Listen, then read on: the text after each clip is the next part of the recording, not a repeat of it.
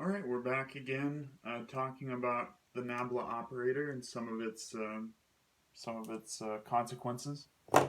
So remember, we could multiply the nabla operator two ways as a vector, and we could find the gradient with a scalar field. So we're going to talk about the first way you can use nabla with a vector, and that would be nabla dot product with some vector field. And this is known as the divergence. What it represents. What this represents is if you look at some sort of small shape, there will be a certain amount of flow in. Oh, and by the way, this could be useful in two dimensions as well. So let's draw it in two as well. So if you have some small infinitesimal, there's going to be some amount of flow going in. Let's see if I can find red. There we go. And some amount of flow going out. Let's just stick with 2D, it's a little easier. Alright, so if the amount of flow going in equals the amount of flow going out, then the divergence is equal to 0. And this is a very important equation, especially in fluid dynamics and also in electrostatics as well. The reason why is because, for example, we know that water and other such fluids are incompressible, as far as we care to know. And so with water, there is no way for you to have a divergence anything other than 0 because it's incompressible. Now that's not the same with gases. Gases are compressible, so this wouldn't hold there. This also leads us into a different form. It's let's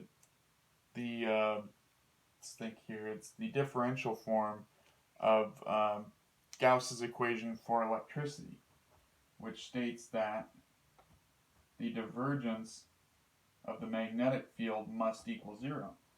And the reason why that is because with a magnet, there's a north pole and a south pole, and the amount of field lines going out always come back. And so if you take a look at any point, any small area here, if we zoomed in on a small area here, you would notice that the amount of lines going in equal the amount of lines of magnetic field going out.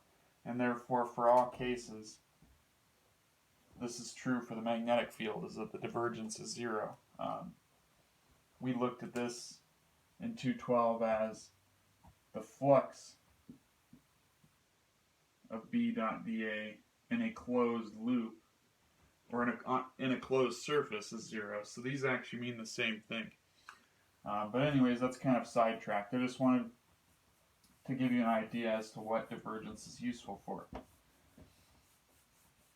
And so, yeah, this would be the divergence of 0. Now, if we have more field lines going out than are going in, now we have a positive divergence. And if we have more field lines going in than going out, that would be considered a negative divergence. And what you'll start to notice is that, especially with, for example, electric fields, for an electric field, if you have some positive charged particle Q, right, is Q plus, the electric field lines all go out of it.